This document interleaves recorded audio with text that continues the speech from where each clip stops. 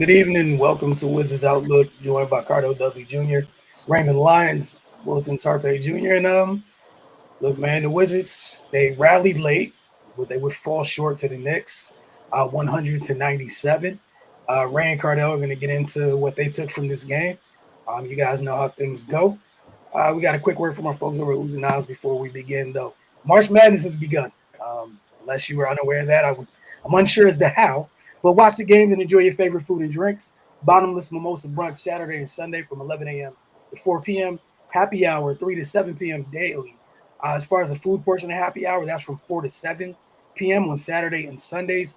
Brunch and dining at Georgia Avenue location. Only don't forget, U Street has reopened. It's remodeled. Get over to uzaniles.com to see the menu and more. All right, Ray, we'll start with you tonight. Just your thoughts on Washington coming up short in the Garden. I mean, they're just getting creative with finding ways to lose. I mean, you hold a team to 34% from the field, but you put them on the line 36 times and get out rebounded 60 to 38. Like it seems if a team is struggling in one area, they're gonna find a way to get them back in another. But yeah, man, it is what it is at this point. Like it's no need to get up in arms about it. Like Cardell said, man, they in vacation mode. They probably looking up flights right now. So I mean they did push late. Kuz, he did his we haven't seen clutch Kuz in a while. We haven't had the opportunity to because the games haven't been close, but that was fun while it lasted. But yeah, man, they're just a really, really bad basketball team right now.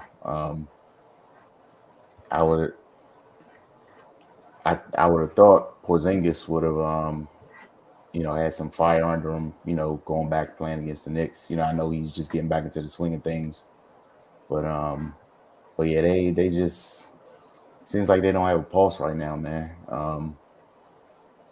Yeah, I don't know, but those rebounds really stick out to me. That just means you're getting bullied and pushed around. I think they said Mitchell Robinson had 10 offensive boards, like from one person. That's insane, And then the second chance points and the fouling that pretty much tells the tale right there. You lose a game by 3 points, and you give a team 15 more opportunities at the free throw line than you, and they outscore you from the free throw line by 12. That's all she wrote. So yeah, they're living up to their reputation at this point. Cardell. Yeah, they just got beat up inside, but it started with Evan Fournier and the shot making, kind of spreading them out early. He had a couple threes and let them know that he was here, that they had to worry about him. Emmanuel quickly was big off the bench for 15 points. He came in and added some shot making from the outside, and not just, honestly, not just from the outside. He was taking it to him too. He was going right past him. Starting to notice a common theme with teams that's coming to play with the Wizards. They're not settling for a lot of jumpers. They're just driving right past people because, let's just be honest, they don't feel as much resistance that's going to get in their way. So why settle when I can get the easier shot? And really, they just got bullied inside. I know Ray mentioned the rebounding. They got rebounded 60-38. But I was more so looking at the second chance points. And they got punished in that area.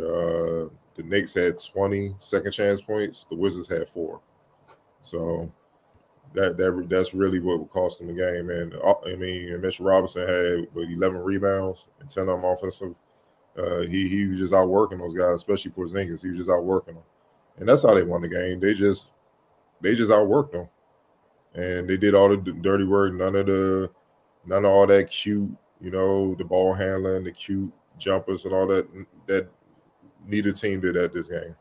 The guys may have did it in spurts like Fournier to start the game, and then late with Kuz and quickly here and there. But this came down to who wanted it more. This was just one of those games, and the Knicks, honestly, from open to tip, showed that they wanted it more. They're just soft inside, man. No one really wants to bang inside like that. Not Porzingis. Not Porzingis. Gaff is just young, man. It's hard to keep him out there because He was a big part of the reason why they were on the free throw line. Where he finished with, I think he had fouls. He only had 2, but he only was able to play 60 minutes because he couldn't bang with Julius Randle, so they had to keep Porzingis and Kuz in there to try to keep Julius Randle's at bay because he finished with 18 and 17, but the way he was attacking, he was definitely trying to put 30 on there, and they couldn't hold him down, so they got in foul trouble. That's why it's hard to keep him on the floor, man. The mistakes, he just makes mistakes, especially defensively. You love his shot blocking and stuff like that, but certain things, man, it's just like, why even pick up that foul? There's no point.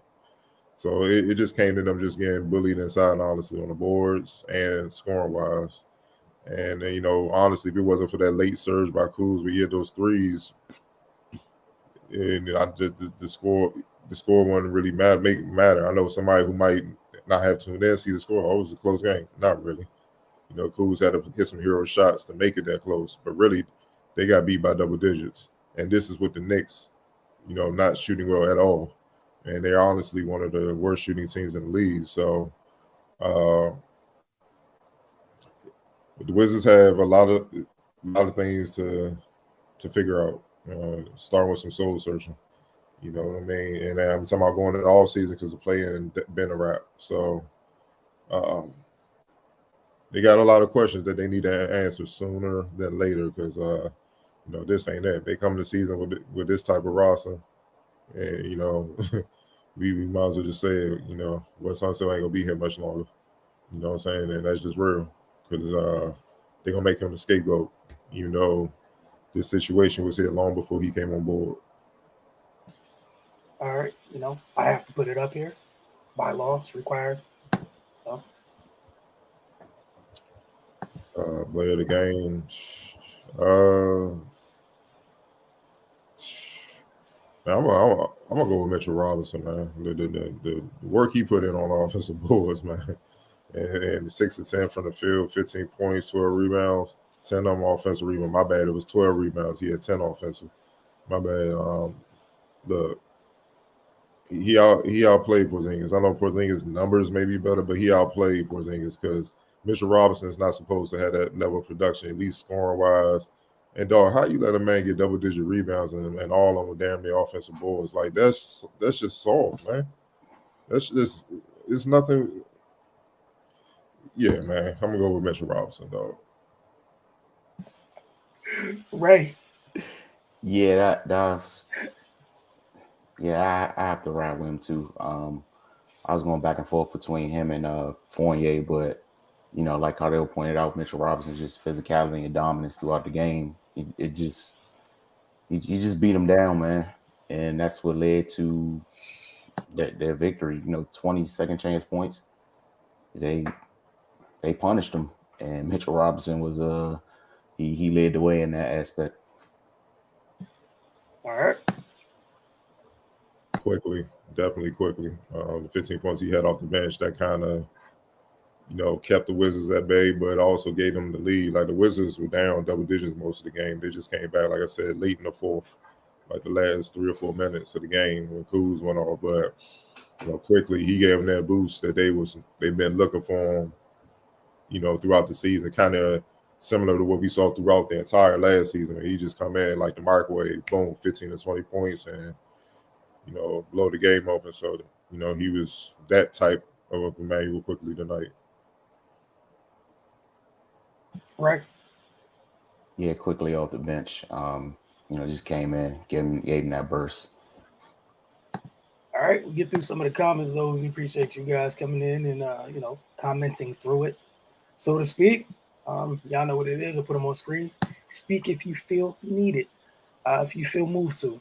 Whereas talking about the young development of, I guess that's going to be a continuing discussion for the remainder of the season. But I mean, they getting minutes. What's the development? They getting game time. Kisper's starting. Rui's getting minutes. Cavs getting minutes. He's still trying to coach to win the game. You know what I'm saying? So they out there. They gotta perform. If they're not performing, to the extent of like this, looking at the thing, you ain't heard us mention Rui. I mean, not Rui. I mean, Denny. He didn't have a good game. 1 of 5, 4 points. Picked up 3 quick fouls in 24 minutes, like 4 points. Ish Smith wasn't good off the bench. I know you talking about the youth movement. I'm just giving you an example. Like, who's he going to turn to? The youngest are playing. They just got produced. That's the development experience.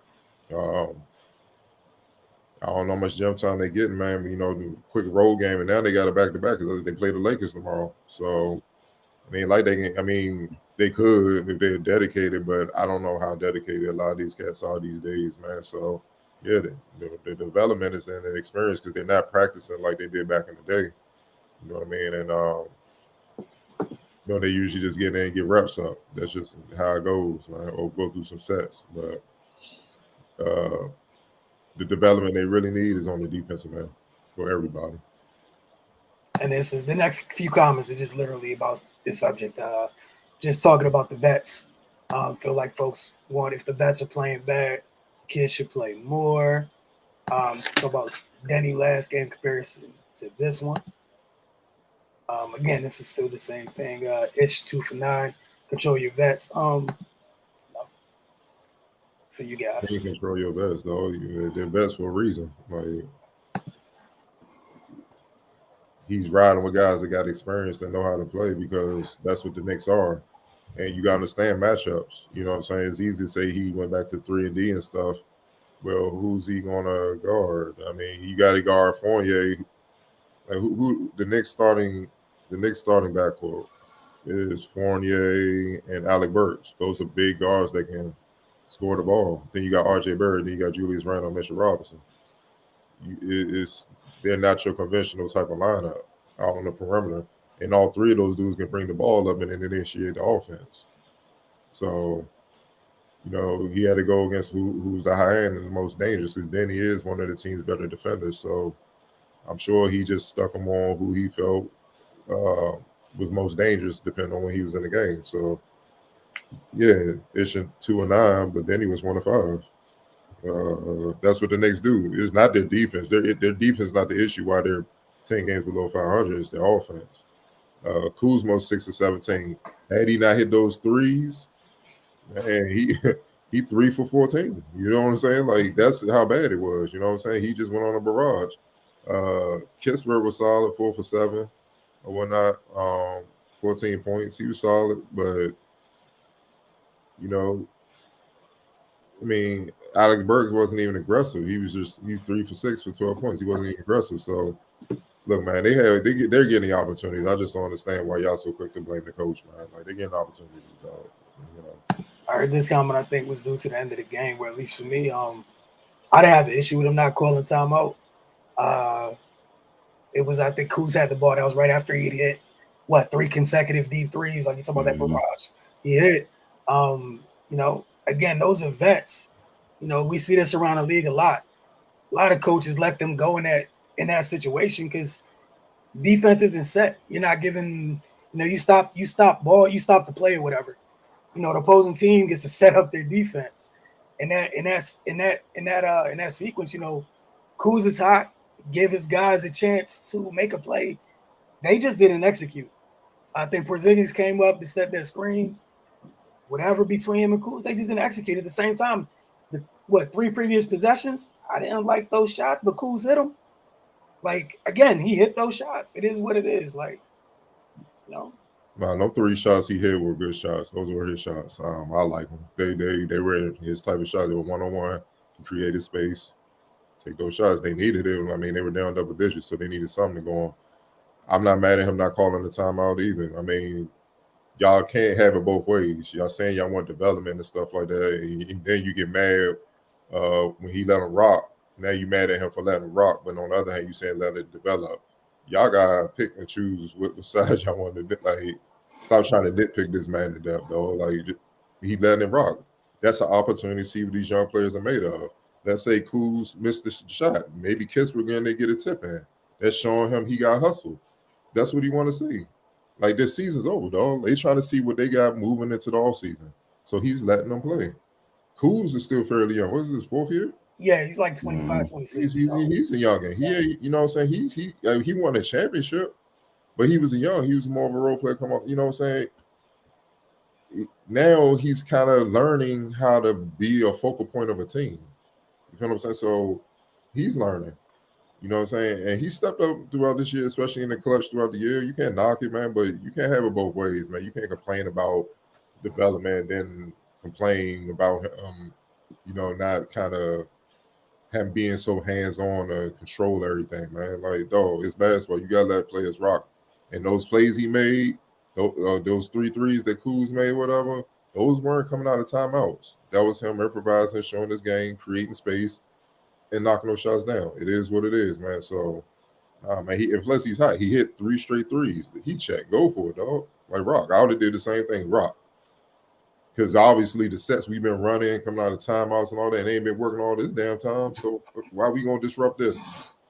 You had almost 3/4 of examples of things not being executed correctly. So, like you said, let it rock. And the other things, I like that you mentioned Kuz's age too. Like, and also part of development is one thing to say it. Part of it is the ups and downs. Like, that's why it's development. There's gonna be highs, there's gonna be lows. There's gonna be peaks and valleys, several peaks and valleys through each and every game. What it's about is the end goal down the line, but when you're going through it, no, it's not always fun. That's why it's hard to do both sometimes. Great organizations are able to do both, but sometimes you see teams that develop, they go through their bumps and bruises, and then they take off as a group. Y'all know where this franchise is, the situation and the state that they're in. It is what it is. Developments. There's no part of development it's not like some microwavable thing. Where it's been exactly 2 months, so they've been getting 20 minutes for 2 months. They should be fine. No, it doesn't work like that. Area 11T, so we can't even tank correctly. They shouldn't tank. I don't believe in tanking. What that gonna do? It still gotta go to the ping pong balls. And you tank and still be 15th. What good was that? I don't believe in just taking L's just cause, man. And it ain't like it's a prospect in this draft that like a shot somebody or LeBron or something. It's just like can't miss any damn way. So, it's gonna be some all-stars like it is in any draft, but that don't mean nothing. I don't believe in a losing mentality, which this organization is trying to come out of. Now you just add into it with a new coach. What's the difference? Like, what's the point? You see what I'm saying? They gotta get out this losing mentality, dog. That's the problem. All right, and I think it's the last one for the night, but pretty much the theme of it. The more we play, the more I don't like our vets. Look, they gotta make some moves. It's just clear. It is what it is. The more you want that's been clear for months. It doesn't seem like the young guys aren't able to play freely like others can on bad rosters, which is why other teams guys develop and ours don't. Like what other bad teams are you talking about? The Houston Rockets, for example, they don't have any vets. That's the problem, man. All them dudes are young, so they just throwing them out there and just learn it. Just learn, dog. Just hoop. Just learn the NBA game. But on this roster, you got dudes that are not only vets but former champions. You're not gonna just bump them for some youngins to develop. The youngins gonna have to earn their keep. So when they get out there, earn your keep. That's the difference. Now the Wizards overall aren't good. They lost Brad Beal, their best player, traded guys that just didn't fit for whatever reason, or guys that were just honestly overpaid and not of use. So you have what you have now. It is what it is. So you're not gonna bump vets with championship experience with some youngers just because you want to see them develop. No, they gotta get in where they fit in and show that they warrant those minutes over time, and then eventually the front office will have to make some tough decisions, man. It's just how it goes. It's matter of fact, T Mac was on Knuckleheads, one of my favorite podcasts, and people forget the early years in Toronto, even before Vince came with Darryl Walker really just ain't even want to play him. Like, you a young and I don't mess with youngins. Didn't give him no instruction. He was setting him up to fail until the front office got wind of it. They weren't good anyway. So it's like, put him out there, like we saying, put him out there so he can learn through trial and error. until the front office with Isaiah Thomas got on board and figured out what was going on. Then they fired him, and Butch Carter came in. Butch Carter told Tracy McGrady, they had one conversation. Look, I'm going to give you an opportunity. What you do with the opportunity is up to you. This is what I want from you. I need defense. You give me that. I'll work with you on offense. We'll get you some shots and all that. And T-Mac was like, cool. And then he started to flourish. Then he had a hand in Vince getting drafted. We all know what happened from there. They get to the playoffs for the first time. Then T-Mac leaves. He wanted to do his own thing or whatever. And he became an all-star. That's the beauty of it. It takes time, though. Like, especially Kispert. Actually, to be real, Kispert is probably playing a lot better than I give him credit for coming in this year. I didn't expect what he's doing. He made Bertans expendable because he's more consistent. He's already better as a rookie than Bertans is. That's a perfect example of a rookie coming in and earning his keep and making a veteran expendable. That's why they had to get rid of him. It made sense. He fulfills a role as a shooter that Bertans had, but he could do more. Put the ball on the floor, a better defender, tougher. You know what I'm saying? More versatile. He's just better in every way. So it made him expendable. That's what a young player have to do. They can't just give it to him because he's young, especially over a vet like, say, Kuz or something. Like, Rui was a starter. You know what I'm saying? But Kuz is here now. So if Rui went that spot, he got to outplay him. It's just as simple as that, man. Ain't nothing given. But it's going to be hard to play it. Outplay a dude, Kuz been hooping too. So it's going to be hard to outplay a vet that's been hooping and has a ring on his finger. That's just how it goes. Yeah, I was going to say, two of the first things that popped into mind for me, examples is literally Kispert and Rui. Both of them have been here, all the crap that's going on here, what have you. Rui improved. Like, this year, most of the reason Rui's coming off the bench is he wasn't here. Yeah. Like, it's literally simply just he wasn't here. Like, let's be completely honest. If he got to start the year in training camp, I highly doubt that kid's coming off the bench. But we all know, dealing with his mental health, to start the year, he wasn't here. We haven't heard him, complain or what have you. He just comes off the bench in his 20 whatever minutes. He's productive. But what we do know going in next year, while other people are trying to figure out, they're trying to figure out who's going to be here next year or whatever, Rui's in two different roles. We've seen the kid be productive. We saw him improve to the point where, before the three ball looked one way, he's rounded out his game. He's knocking down the three ball. He has a lot of stuff. We've seen him improve. And you mentioned, Cardell, you bring up Corey Kispert.